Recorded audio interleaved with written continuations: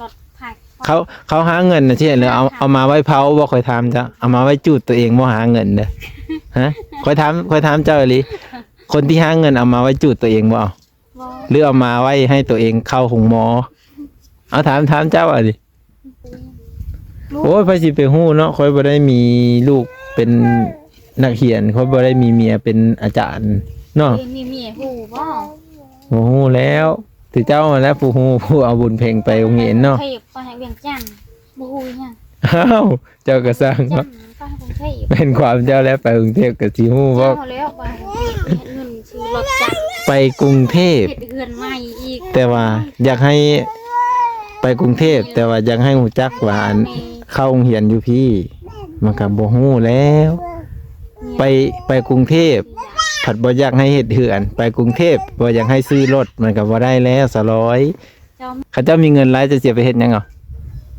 เคยสิซื้อให้มีเงินนี่เต็มเตียงนี่หมูซื้อควายเออซื้อหมูมีควายควายทุกหมดนั้นมีเงินลายมีเงินนั่นค่อยทนายเงินลายบ่บ่ได้ว่านี่จะว่าเนาะจะว่ากินนึงนี่ว่าเพิ่นแล้วก็ค่อยนี่ไปกรุงเทพไป3-4ไปกรุงเทพเทื่อ4เทื่อค่อยไปกรุงเทพ3เทื่อ4เทื่อสลอยว่าไปคันโพนขันรถก็หลาย4-5-6 คันเพิ่นว่าห้างก็มีห้านก็มีเฮือนเด้เฮือนหลังมีหลังมึงใหญ่บ่ติดแอร์บ่มันติดใน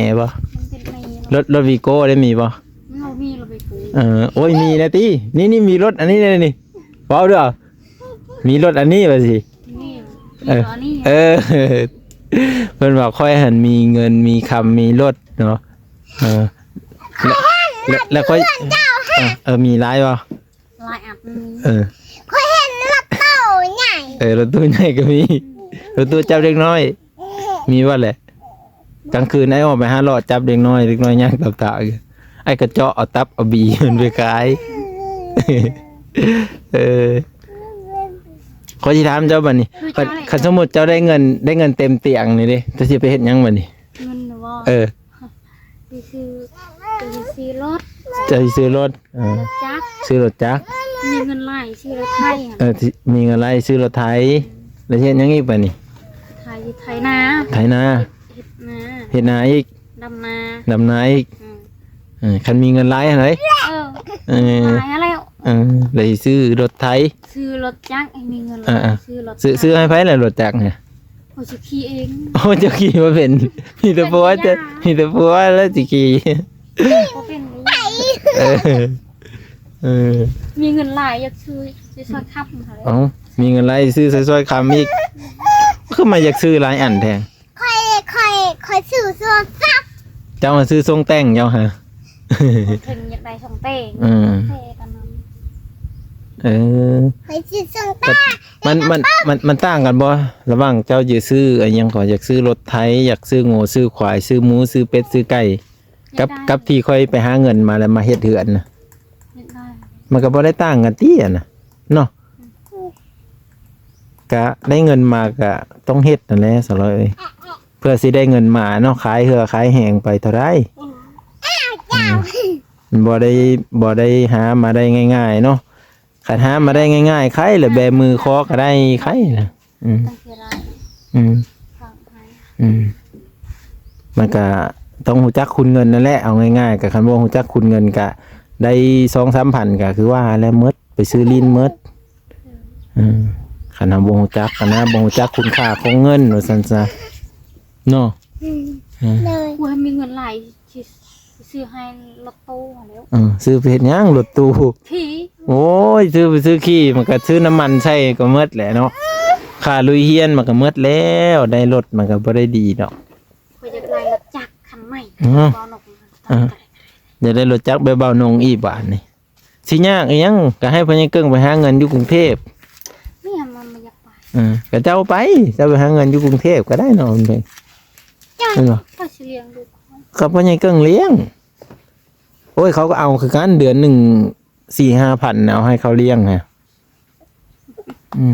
แม่ค่อยให้คนเลี้ยงน้องค่อย 2-3 คนก็ยังได้เราก็ให้เดือนละ 4-5 พันปุ๊ ก็ให้เขาเลี้ยงคือกันเนาะ ไหน เออ คอยเอาน้ำแม่คอยเห็ดงาน อืม คอยเห็ดงาน คอยอยากชื่อ แม่เด้แม่เอาน้อง แม่เอาน้ ไก่ ำคอย5 ล้านคอยได้ อืม 10 ล้านคอยซื้อเพื่อตั้งแต่ซื้อซ่อง อืมบัดใหญ่ก่อน ไก่ส่งไปนั่นนะ อดเอาใหญ่ก่อนจึงไปหาเงินมาซื้ออ่า ง่ายก่อน อืมตอนอายุ14-15 ปีนี่เขามีอยู่แล้วเด็กน้อยซำนี้ฮะ ไปแล้ว แต่ขนาดซ้ำน้องดำเราก็ยังจะไปหาเฮ็ดเวียกเฮ็ดงานเลยส่วนหลายเขาบ่อยู่ดอกบ้านเฮาแห่งเต็กบ้านนอกเคาะหน้าบัดนี้ โอ้โห เบิ่งแม่เจะเมื่อยแฮงนี่จนนอนแรงๆเลยนอนเว้าแล้วไม่แม่นนั่งเว้า นอนเพ่ง จ่อยแล้วของจ่อยสิเขาปาดปุกนี่ล่ะ เพื่อนกระป๋องนมมาให้ แน่กระป๋องนมเด้ เขาจอกเก็บกระบอง ระวังน้องน้องมากลับเด้อฮะ เป็ด อืม งงเป็นเฟนไง มาพี่มาหาบ่าวพี่ยังมาอืม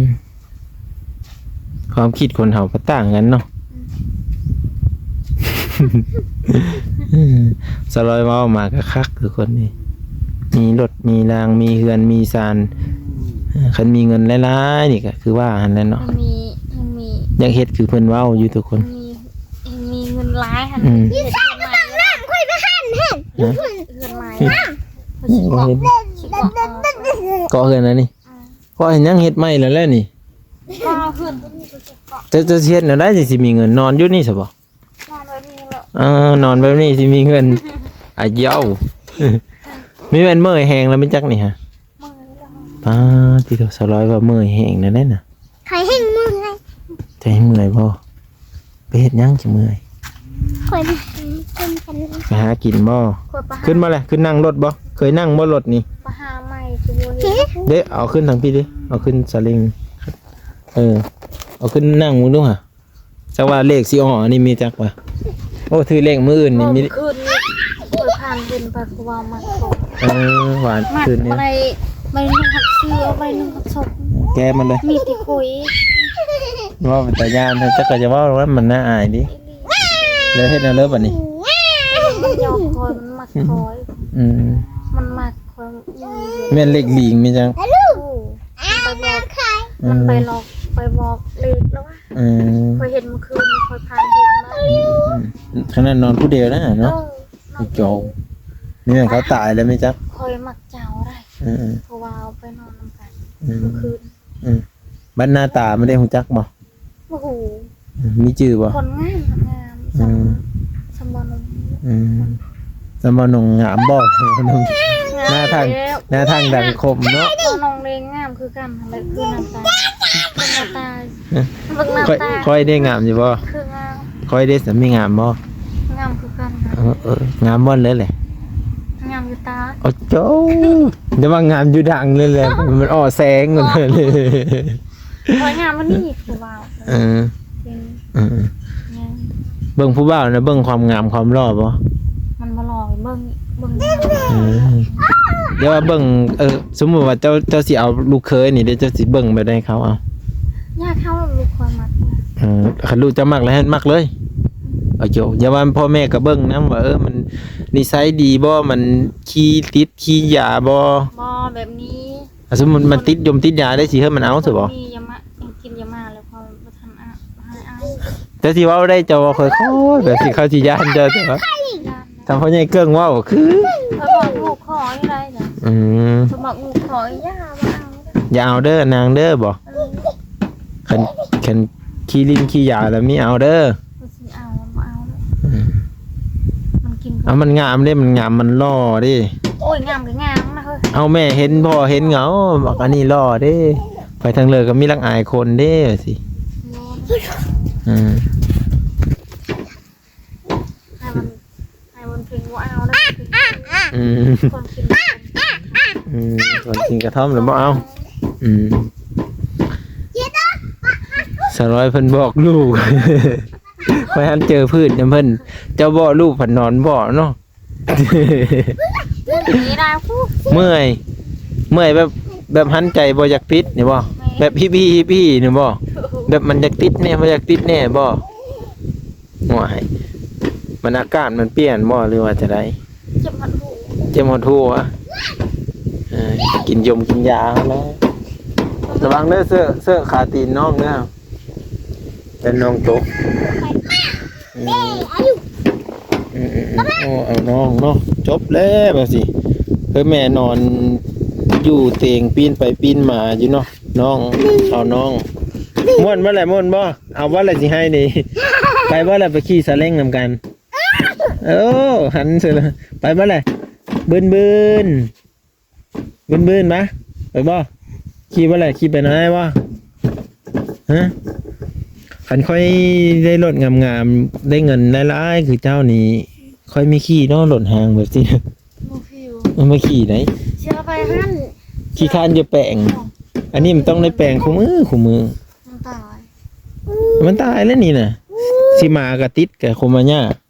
เจ้าเห็นแล้วว่าแต่ละมือค่อยมากับติดนะฮะ ไปดูทีมรถ โอ้ไปจุดอันนี้ทิมกับมุนมังนี่ก็หมดเด้อนี่ไปหาเงินจังหวัดเท่าไหร่นี่ตาแดดเดือน4 เดือน5ปีกายนี่หั่นปั่นเข้าหน้าแสงเพื่อสิได้อันนี้ก็ซื้อมา 3,000 บาทไปได้มาแปลงอีก 2,000 มีอะไร อันนี้หมด 7,000 3,000แล้วก็ 4,000 5,000พอดี 5,000ซื้อหันซื้อนี่อีกก็ซ้ำเงินเฮาแล้วจะคิดว่าจักพันนี่เอ้าคันสมมุติว่าซื้อเอ้าซ้ำเจ้าซื้อนี่จักพันนี่มันขี่ได้หมดนี่มีแต่รถได้เลยเจ้าว่าจักพันนี่เขาขายนี่ โอ้โห เอาซ้ำเจ้าซื้อเอาเจ้าสิซื้อจักพันคันสมมุติค่อยสิขาย ก็วิ่งกันดิ บ่เว้าซื่อๆว่าสมมุติเจ้าซื้อได้นี่ซ้ำจักพันนี่ฮะ 200 บาท 200 บาทมันสิซื้อยังได้200 บาทแสนสาวนึง น้องเฮ้ย ก็สิเอาเงินหลาย ฮะว่าอะไรจักพันนี่สมมติว่าเจ้าซื้อนี่นั่นนี่มาซื้อเอาใส่ว่าอยากได้รถจักรว่ะ ก็อยากได้คือบอนุ่ง อันนั้นจะได้คือเบาหนงฮะเอาเซ่คือเบาหนงก็ได้น้องเพลงสีคล้ายเฮอบุญมีกันนะ แต่บอนุ่งมาซื้อยาคอยเนาะ อย่ายังยิก ยาเป็นเจ็บหัว อีกจะพัวเจ้าภาคบอกอยู่ในนี้เลยเอ้าบอกไปเลย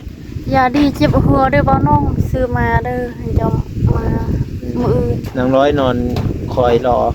คอลอย เจ็บตาเจ็บอันนี้พวก นางร้อยเจ็บตาเจ็บอันนี้ มันไปก็กินหยังกับผิดอะไรมื้อเช้านี่ อ๋อกินยังกับพิษ เมื่อคืนนี่ก็ เขาไม่ได้บอกเพิ่นบอกอะไรเพิ่นมาเช้านี่ หายบอกยังไม่ได้บอก เรียกเขาไปตังน้ำเลย หายไปทาง ครับได้ป่ะเลยครับเป็นวะลองครับมึงดูฮะจำเฮาสองเฮาจับโลกมาเป็นยังดอกไอ้บริติดพี่กระแจก็อยู่พี่มาเป็นยังดอกจับโลดดินโลดเบิ้งนั่นแน่จับเบิ้งนั่นดูนี่พาน้องไปเลย เรียนบอกว่าน้องเรียน จะว่าอยู่ในคลิปนี่ก็เฮาฮอดเพิ่นหมดเลยนี่เพิ่นก็เบิ่งอยู่เดี๋ยวนี้ฮะ เจ็บหัว เป็นฉันเลยบึนนี่อันนี้ใต้ตาเด้อนี่ เย็นเลย กาเดียนเนาะ มันเล็กเลย บ่ฮู้บีบลงอย่างงี้จังฮู้บีบตัวนี้ปึ๊บแห้งๆเน้นลงวันนี้บีบตัวนี้บีบลงนี้บีบปลายๆนี้แห้งๆมอดไว้ยันไผ่หมดขับรถพาน้องไปลิ้นวะนี่สั่นเลยแต่ว่าสิติดแดงนะครับกิ๊กๆวะโอ้เพิ่นดีใจแล้วเพิ่นได้รถงามแล้วเนาะ เอาอยู่ว่าแหละสิเฮอนี่เอาบ่สิเฮอฮะให้สิซื้อนี่แหละเอาบ่แหละเจนเมย์จะให้รถอ้ายนี่แหละอ้ายหาเงินซื้อเองอันนี้แม่นรถเมย์เอาบ่แหละถามแม่ดูแม่สิเอาบ่แม่จะไม่เอาแม่จะบ่มักรถห้างเจ้าว่าพ่อเจ้าเห็นเจ้าว่ามักไหมจ๊ะพ่อเจ้าก็บ่มักแค่รถห้าง จะมักบ่รถห้างแล้วมักรถเอ้าบ่แน่นี่เป็นเรื่อยนี่มันแม่นอยู่ว่านี่เอาลงตี้ให้ตีนนี่ อย่าขี้น้ อย่าขี่น้ำบ่น้องก็จับแล้วว่าจับดีๆแล้วสิพาซิ่งแหละ บีบแกได้เป็นว่าบีบแกนี่น่ะบีบแกก็ไม่มีนะแกก็ตายมาแล้วตัวลุ่มบ่นี่บ่นี่ข้างนั้นนี่บ่นี่ยับลงอีกบ่ข้างน่ะข้างนี้บีบตัวมันหนุนๆบีบลงบ่บีบข้างน่ะมันบ่ดังไผเอ็นหมดได้ ำเด้อใช่ยังไง ขับเป็นบ่แหละขับเป็นบ่ได้ใส่เลขได้รถอันนี้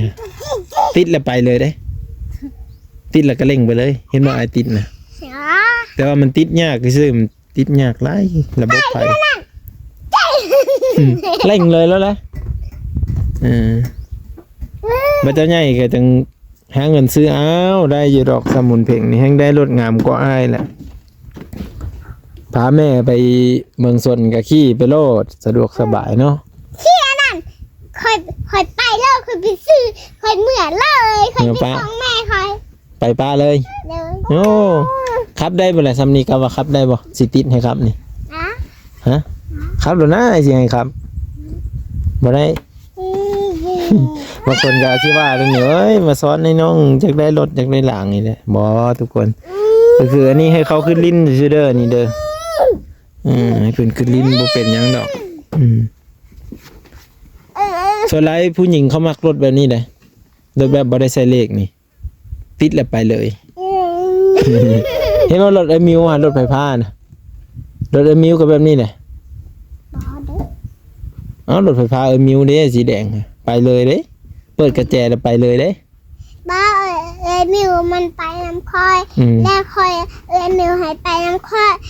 เจ้าไปนำไอ้มิวไอ้มิวไปนำเจ้า เลยแล้วคอยมิวไปแล้วเมื่อเลยเมื่อคอยไปซื้อขนม ซื้อขนมอีกมิวพาไปเมื่อระวังล้มผูเบิ่งแน่ตีนจะขึ้นแล้วนี่เฮ้ยคือมันจะขึ้นเก่งแท้ขาจีใช่ไหมตลอดกิ๊ก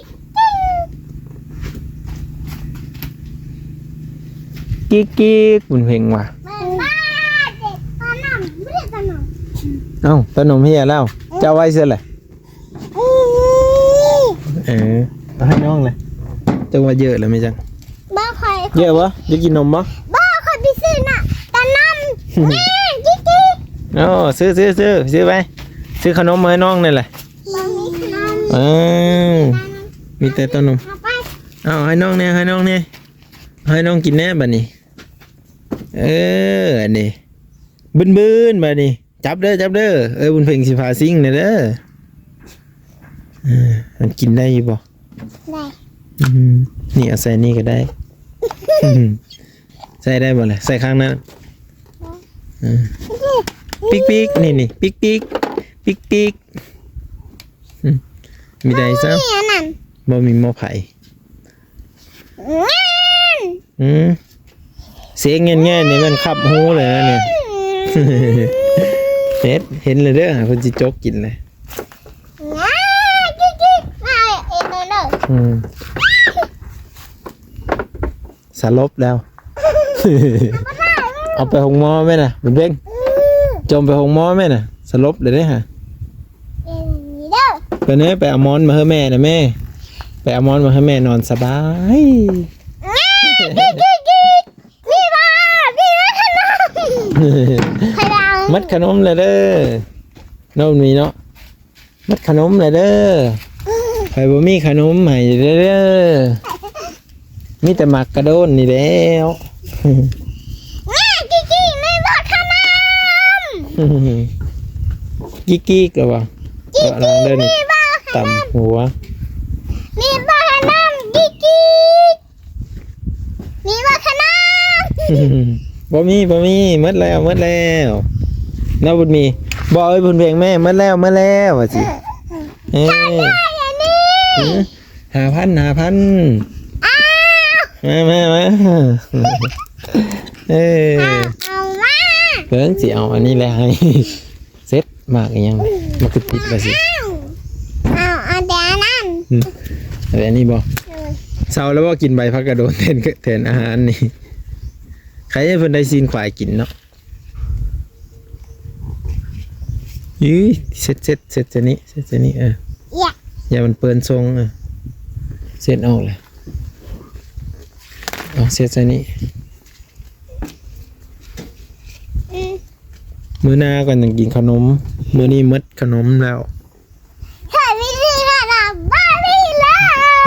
ย แต่ก็ไปซื้อน้ำแหละ ไข่ไม่ใช่ขนมอีก กิ๊ก นี่เลย ทั้งโหต่ำมาได้ นี่เลยขนม กิ๊กด้วยฮะกิ๊กเป็นหมอบุญมี นี่ยี่สิบกี่ ไม่ได้เบิ้งมันมีดังเลยนี่สายมันขาดได้ดิสายมันขาดนะแต่สายมันมีขาดนะได้ เราเบาใส่ตั้งดูจังแต่เด้ จังกระแลมเด้จังน้ำปั่นเด้ ตะ สิ เวนฟ้า ตะเบินบ่ เนี่ยน่ะเอาขนมปี หืม นี่ค่ะเอานั่น เอาอันไหนบุญมีนี่คันเพิ่นได้เห็นหนังสือนี่โอ้สุดยอดเลยทุกคนของสลาดนี่ได้เรื่องอยู่สอนง่ายเพิ่นได้เข้าโรงเรียนนี่เด็กน้อยนี่คันได้เข้าโรงเรียนแบบอยู่แถวในเมืองนี่ก็น่าจะดีอยู่ทุกคน ความรู้เขาก็สิหลายเนาะ แม่น่าคอยน่าก่อนจังไปน้ำคอย ไปโรงเรียนบ่กดเอา ดีบ้านี่บ้าขนมเอานั่นขนม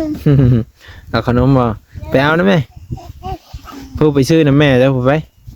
ก็ไม่คอยกันนอน แม่เจ้าสลบแล้ว ไปปลุ๊กเอารถนะ นี่บ้าขนม ปลุ๊กเอารถเราเป็นเพื่อเราคือนอนแรงๆอยู่บนน่ะนี่แม่เราหันใจพืชเลยไหมจ๊ะฮะแม่เจ้าว่าหันใจอยากติดแน่ว่าอยากติดแน่ว่าซะ ลูกนี่ได้ขนมแล้ว ระวังมันถือน้องเด้อทอกทิ่มเลยเอาแต่อันนั้นมันเอาแต่อันนั้นมันจะในน้องอยากได้เนี่ยเป็นเลสร้อยเมื่อยบ่ฮะ ชื่ออะไร ฮะเมื่อยบ่ ไม่เมื่อ ไม่ได้ไปใส่น้ำก้อนน้ำเกลืออีกบ่ฮะ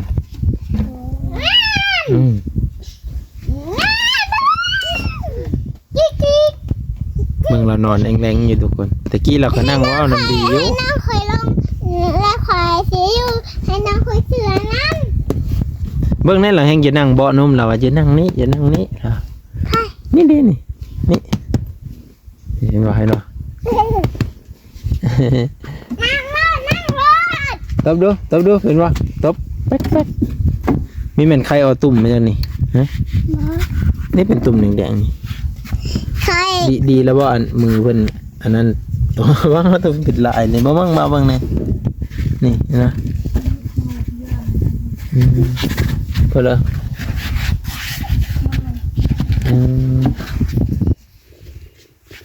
เป็นแล้วคือมานอนแรงๆอยู่บ้านนี่เป็นเพื่อละสลายเนี่ยน้ำเกลือแล้วบ่เคยเชื่อตลอดบ่เลยหรือว่าเชื่อตั้งแต่เบาลาวอันนั้นให้ปุ๊ เตะบอลมา หรือว่าน้ำยาเมิดบ่ น้ำยา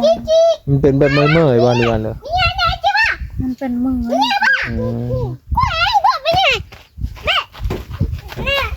ในรถปักปี มือคุ้ม ไม่เมื่อยมันบ่ เนี่ยเดี๋ยวปะพูดได้ จนเราได้นอนเว้าบ่เลยทุกคนเลยสิรอดอยู่บ่เลยนี่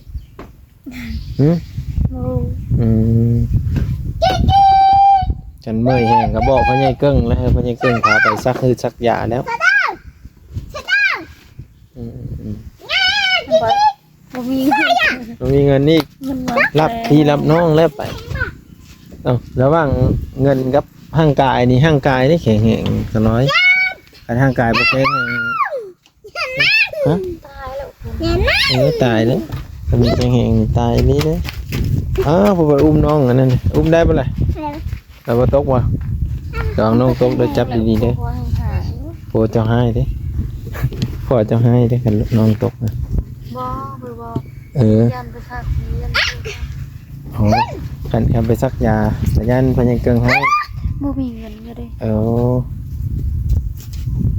เป็นแล้วคือต้องเป็นไข้เป็นนั่นตลอดเนาะถ้าเจ้ากันเนาะสุขภาพบ่ค่อยดีเนาะ มันบ่มีเลือดบ่ยังคนไว้ได้ลุก หมอเพิ่นว่านั่นเลยตอนสิเจ้าไปโกด เลือดบ่ดีนะ เลือดบ่ดี ซื้อยานั่นเด้ยาวิตามินบำรุงโลหิตมันสิมีดอกกวดหนึ่งเท่าไหร่วะ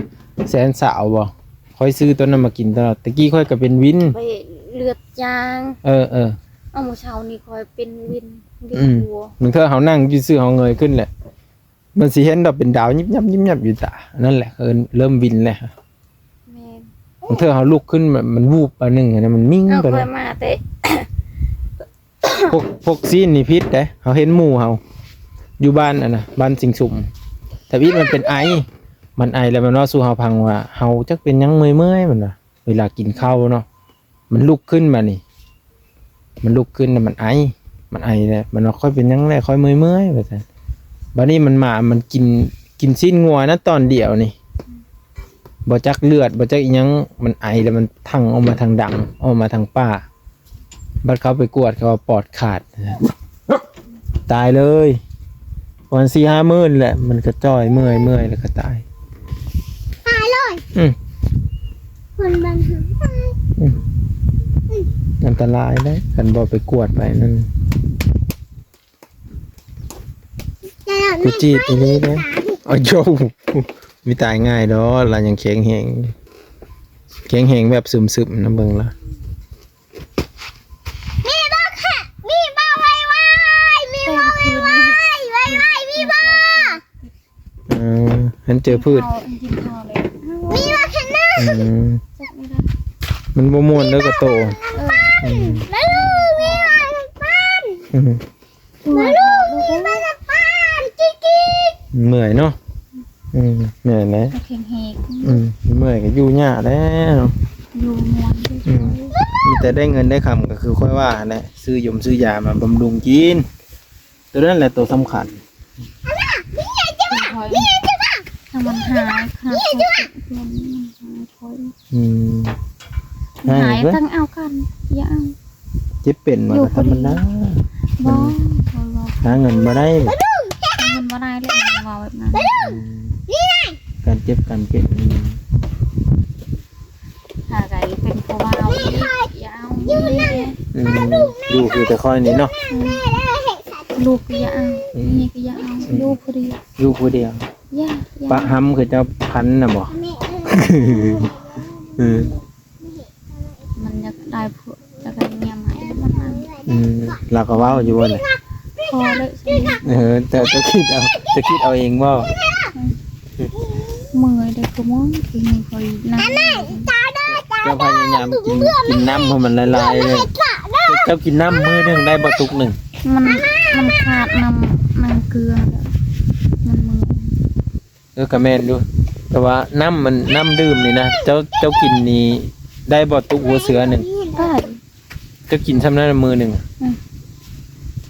อันนี้เขาจะกินมะฮอดจอกซ้ำมือหนึ่ง กินน้ำระดุโอ้คือใบมะฮอดจอกคือมืออย่าง นี่เห็นว่าเจ้ากินน้ำบ่ได้จะต้องพยายามกินน้ำ บ้านนี่บ้าตาน้ำบ้า จะต้องกินน้ำให้มันได้ไหน แล้วกันไปดุคอยจิบให้กันนี่ จะไปห้องหมอนี่คันว่าเจ้าขาดน้ำเขาชี้แนะนำดอกเจ้าต้องกินน้ำมือละตุกหนึ่งของหัวเสือเขาชี้แนะนำโลด คือลูกกินนมแห้งดูดแห้ง นี่เกี่ยวดอกเพราะแต่อันนี้คือเจ้าบำรุงร่างกายตัวเองเนาะก็คือกินน้ำให้มันร้ายบางทีเจ้าขาดน้ำเจ้าเมื่อยนะแต่เอาเฮ็ดต้นมันก็เมื่อยพยายามกินน้ำให้มันร้ายๆแต่ละมือหันมันได้มาค่อยดีขึ้น มันหอนคุณ แนวมันแล้วเจ้าขาดน้ำเห็นบอกขี้ศพเริ่มแตะแล้วแม่ปากแห้งเริ่มขาดน้ำก่อนแล้วกินน้ำบ่ได้เด้ คือกันกับผลอยู่ไผบ่ได้แล้วมันก็เจ็บไข้แม่นบ่แบบเดียวกันแบบนั้นแหละกินน้ำให้มันละลายเนาะนี่เห็นบ่บุญมีบุญเพ็งคือกันแหละจะเบิ่งแล้วคันเจ้าน้ำอันนี้ให้บุญมีกินนี่กินตลอดคู่มื้อแล้วสิแข็งแรงกว่าฮอดบุญเพ็งนี่ก็มีจัก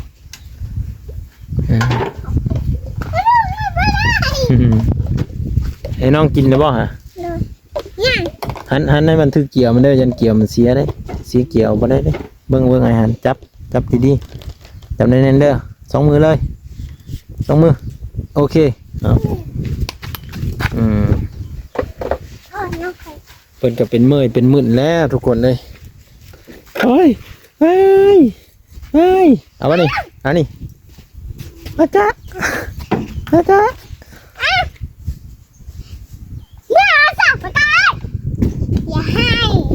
อย่าให้เอานมให้น้องกินกัน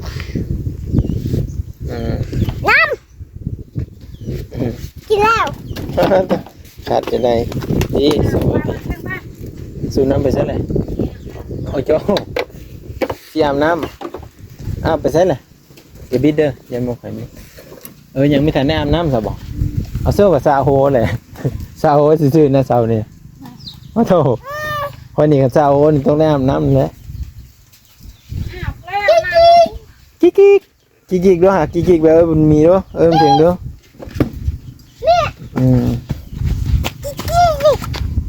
กิ๊กมันเก่งเอาน้องเนาะแต่แบบนี้แหละตื่นเช้ามากับเอาน้องเด้อเคยแม่เฮ็ดเวเฮ็ดงานเด้อมันเพียงเด้อไปครับไอ้ขึ้นแล้วนี่เอาน้องอยู่ปูนไปสีหอดแล้วเอาน้องแต่มือกับแม่เฮ็ดเวพอเฮ็ดเวใหญ่เลยซอยฮะเพื่อนเจ้าได้อยู่ไสเพื่อนเอาน้องเอานี่ก็ได้เรื่องอยู่ทุกคนเนาะเอาน้องได้บอกให้มันให้ดิโดยเมื่อเช้านี้คอยเอาน้องแม่คอยไปหาหน่อไม้แม่จะไปหาหน่อไม้ยันว่าไปนำกันไม่แม่นนะ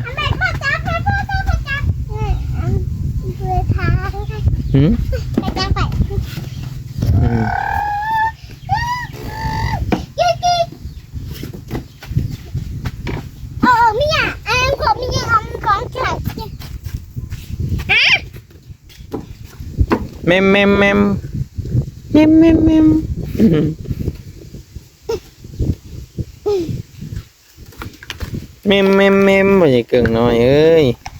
ตกได้เบิ่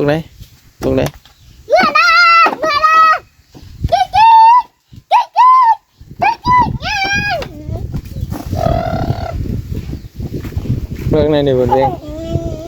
เฮ้โหอีตกเด้อโอ้โหเฮาไปลิ้นอยู่ไหนบ่ไว้ยันตกไว้เจอลิ้นไหนเด้อบ๊ายบายเด้อบ๊ายบายเด้อบ๊ายบายเด้อ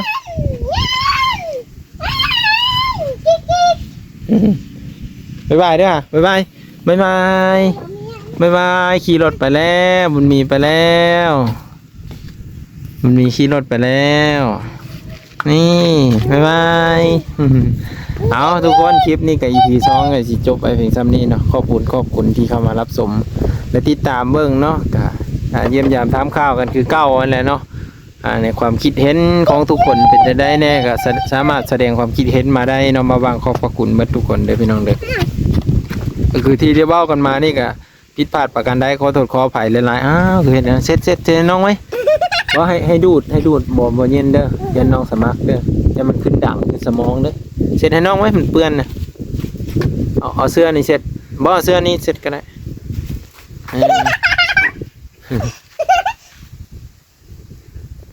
เสร็จนอกจะน้อยหมดตึกน้องเลยฮะหมดตึกน้องเป็นอาหารหมดเด้อบ่เสร็จก็ย่าอยู่แปลนนะบ่เสร็จมันเปื้อนเจ้าฮะเสร็จแต่อยู่ให้น้องฮะทุกคนสำนี้แหละนอนแล้วบ่สลอยเบะแล้วบ่นอนมิดสมอยแล้วเนาะเอาอากาศเย็น นอนเย็นเนาะพักผ่อนสบายทุกคนขอบคุณเด้อพี่น้องเด้อเอาบุญเพ่งสวัสดีค่ะป้าลุงก่อนเลยสวัสดีค่ะ สวัสดีค่ะ บ๊ายบายขอบคุณป้าลุงที่ป้าลุงเพิ่นเบิ่งเลยขอบคุณค่ะขอบคุณที่รับชมค่ะ ขอบคุณที่รับชมค่ะ วันหน้าจะได้กินขนมแซ่บๆมื้อนี้อดกินนมป้องเดียวไปก่อนมื้อนี้